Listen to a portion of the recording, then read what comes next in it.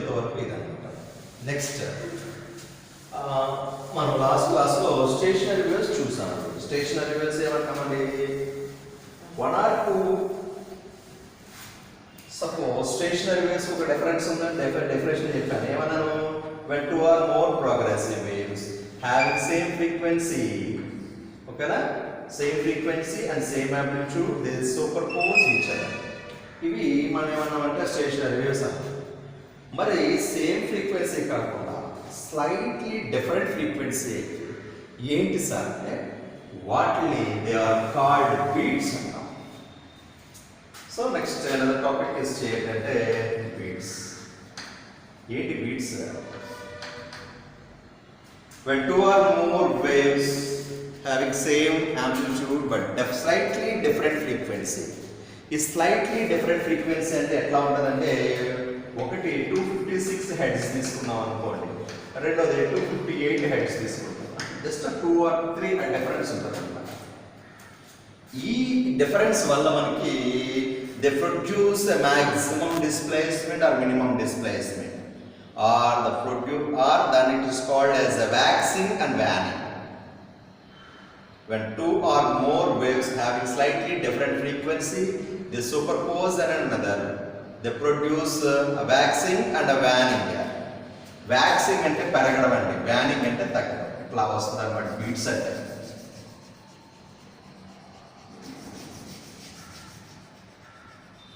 ఒక సెకండ్ లో 2 waxing 2 wannings produce అవుతాయి, అంటే 2 బీట్స్ ప్రొడ్యూస్ అవుతాయి అన్నమాట. ఇలా వెళ్తాయి అన్నమాట.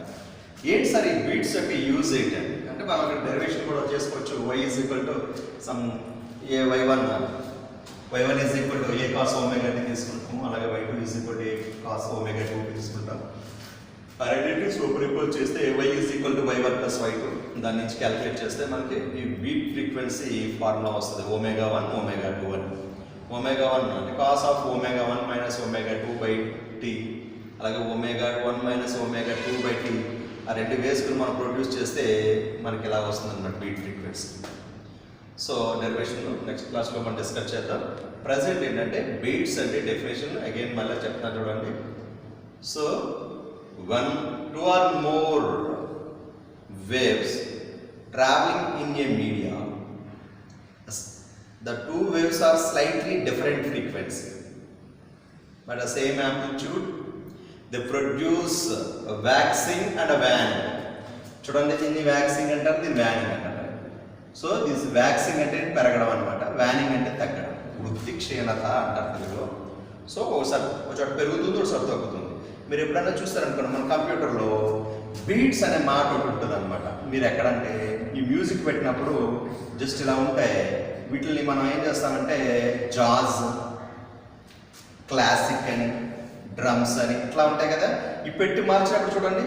సో ఆ మ్యూజిక్ అనేది దాంట్లో ఉన్నటువంటి స్లైట్ డిఫరెన్స్, అంటే అన్నీ కూడా గజ్జల్ సౌండ్ రావడం కానీ, డ్రమ్స్ సౌండ్ రావడం కానీ, గిటార్ సౌండ్ రావడం కానీ ఇలా వస్తాయి అనమాట.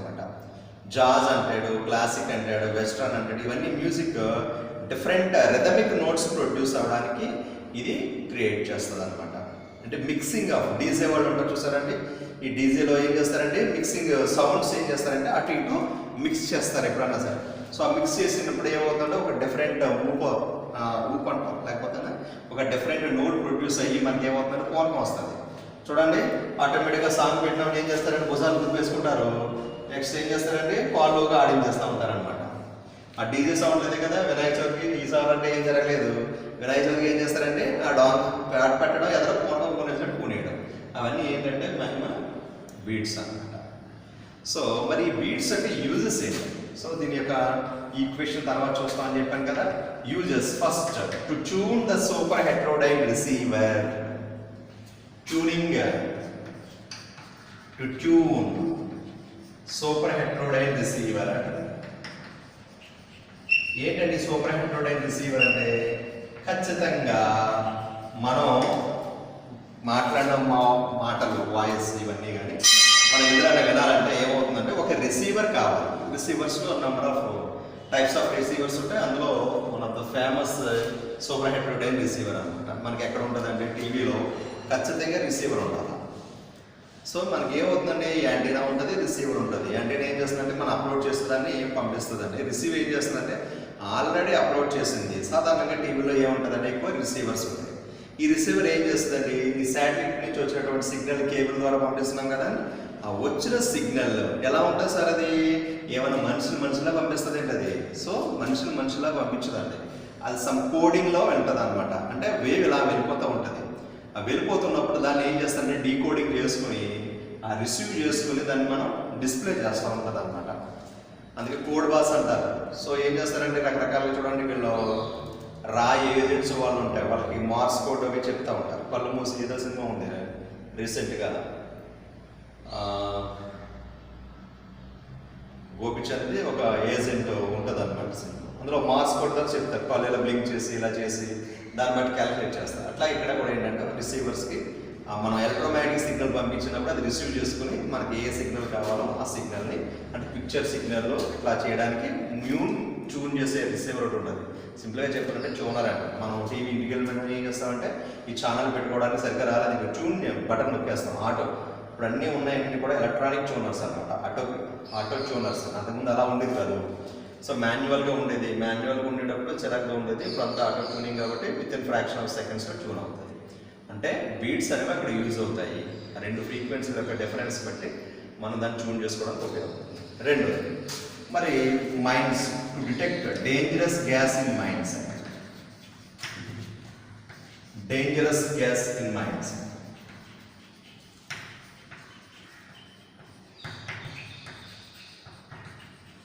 మనం పెద్ద పెద్ద గనుల్లోకి వెళ్తారు. గనులకు వెళ్ళినప్పుడు మరి వాళ్ళు ప్రాణ నష్టం జరగకుండా ఎలా సేవ్ అవుతున్నారంటే బీట్స్ యూజ్ చేస్తాం. అలారం అవుతుంది అనమాట. ఏంటంటే సింపుల్గా చెప్పాలంటే ఇట్లాగా ఒక ట్యూబ్ ఉంటుంది. ఈ ట్యూబ్లోకి ప్యూర్ ఆల్రెడీ అక్కడ ఎయిర్ ఒకటి ఉంటుంది అనమాట, ప్యూర్ ఎయిర్ ఉంటుంది. ఈ ఎయిర్తో పాటు ఈ వచ్చినటువంటి ఇన్ఫ్యూరిటీ ఎయిర్, అంటే ఏదైతే గ్యాస్ మిగిలితే దాని స్మెల్లో లేదా ఏదో సంథింగ్ ఉంటుంది, దాని ఫ్రీక్వెన్సీ డిఫరెంట్గా ఉంటుంది. అంటే ఏ రెండింటి నుంచి వచ్చేటువంటి ఒకే సేమ్ ఫ్రీక్వెన్సీ ఉండవు. ఆ ఫ్రీక్వెన్సీ దీనికి మ్యాచ్ అయ్యి ఏమవుతుందంటే వేవ్స్ ఫామ్ అవుతాయి. వేవ్స్ ఫామ్ అయినప్పుడు ఏమవుతుందంటే ఈ లోపల ఉన్నటువంటి ఫ్రీక్వెన్సీ, ఇక్కడ బయట నుంచి వచ్చేటువంటి ఫ్రీక్వెన్సీ రెండు సూపర్ పోజ్ అయ్యి అవి ఏమవుతుందంటే అలారం అవుతాయండి. అలారం పోగినప్పుడు ఏమవుతుందంటే ఆల్రెడీ గ్యాస్ ఎక్కడో రిలీజ్ అయిందని చెప్పేసి ఏం చేస్తారంటే ఆ మైన్స్లో పనిచేసే వాళ్ళందరూ కూడా అలర్ట్ అయ్యి అలారం బెల్ల అలారం పోగినప్పుడు బయటకు వచ్చేస్తారు. సో గ్యాసెస్ లీక్ అవుతాయి. ఈ కోల్తో తీసేటప్పుడు ఖచ్చితంగా అక్కడి నుంచి వాటర్ రావడం కానీ లేకపోతే ఇంకోటి సంబంధం అక్కడ ఏంటంటే ఫ్రీక్వెన్సీ తేడా ఉంటుంది. కావాలంటే మీరు చూడండి, బాగా క్లోజ్డ్గా ఉన్న ఏరియాలో మనం అదే చిన్న ఈ మనం ఏమంటామంటే గాజులు అంటారు, గాజులు పొట్టలు ధాన్యం గట్ట దాస్తారు కదా, అందులో కిందకి వెళ్ళే కొద్ది కూడా కొంచెం లోతుకి వెళ్ళే కొద్ది కూడా మీకు ఏమవుతుందంటే అక్కడ ఉన్నటువంటి ప్రెషర్ డిఫరెన్స్ వస్తుంది అనమాట ఎయిర్ అనేది.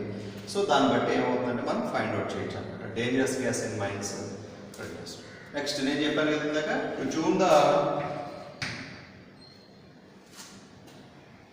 Musical instruments. ముందు మనం ఎవరైనా సరే పాడేటప్పుడు ఫస్ట్ ఏం చేస్తారు, ఈ ఆర్కెస్ట్రా, మ్యూజికల్ ఆర్కెస్ట్రా ఇవన్నీ కూడా చేసేటప్పుడు ఫస్ట్ వాళ్ళు ప్రాక్టీస్ చేస్తారు. ఇదేంటి ఫస్ట్ స్టార్ట్ చేయకుండా ఇలాగా వాళ్ళు చేస్తారు అనుకుంటాం. వాళ్ళు ఏం చేస్తారంటే ఈ ఆల్ మ్యూజికల్ ఇన్స్ట్రుమెంట్స్ని వర్క్ చేస్తున్నాయి లేదంటే ట్యూన్ చేసుకుంటారు అనమాట. To tune the musical instruments, tune the musical instruments and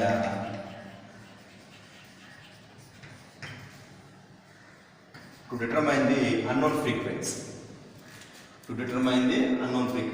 So ఇందా చెప్పాను కదా బీట్స్ అంటే, సో బీట్ ఫ్రీక్వెన్సీకి ఎంత చూపిస్తామమ్మా, N1 డిఫరెన్స్ N2 డిఫరెన్స్ అనమాట. అంటే ఎక్కువ ఉండదు. మైనస్ అంటే వ్యాధులు ఎక్కువ ఉండొచ్చు, తక్కువ ఉండొచ్చు, అదే చెప్తుంది. డిఫరెన్స్ అంటే ఖచ్చితంగా తక్కువే ఉంటుంది. అంటే దాని మీద చెప్పాను కదా, 256 ఉంటుంది, 258 ఉంటుంది, 400 ఉంటే 402 ఉంటుంది అంతే.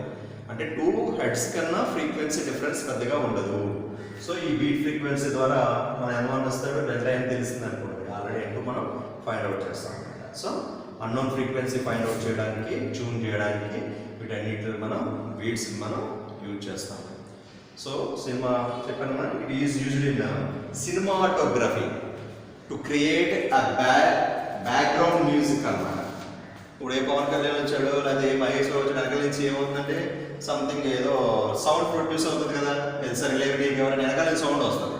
ఆ సౌండ్ అంతా క్రియేట్ చేయడానికి ఎవరిని తీసుకుంటారంటే ఈ బీట్స్ని యూజ్ చేస్తారు. అంటే సినిమాటోగ్రఫీలో యూజ్ చేస్తాము, మ్యూజికల్ ఇన్స్ట్రుమెంట్ ట్యూన్ చేయడానికి యూజ్ చేస్తాము, సూపర్ హెట్రోడైన్ రిసీవర్లో యూజ్ చేస్తాము, డేంజర్ గ్యాస్ ఇన్ మైండ్స్లో యూజ్ చేస్తామండి. అట్లాగే ఫ్రీక్వెన్సీని ఫైండ్ అవుట్ చేయడానికి యూజ్ చేస్తాం అన్నమాట. ఇది బీట్స్. సో సాధారణంగా ఏంటంటే what are beats, how can it produced, what are it uses అని అడుగుతాడు. ఈ ప్రొడ్యూసింగ్ బీట్స్ మనం దాని డెరివేషన్ ఉంటుంది. సో డెరివేషన్ అనేది నెక్స్ట్ క్లాస్లో నేను రివీల్ చేస్తాను అన్నమాట. సో ఈ డెరివేషన్స్ ఎందుకంటే అన్నీ ఒకలా ఉంటాయి. ఈ డెరివేషను ప్రిన్సిపల్ ఆఫ్ సూపర్పొజిషన్ డెరివేషన్ ఒకలా ఉంటుంది. ఆ రెండు కంపేర్ చేసుకుంటే ఒకటి వచ్చేస్తుంది.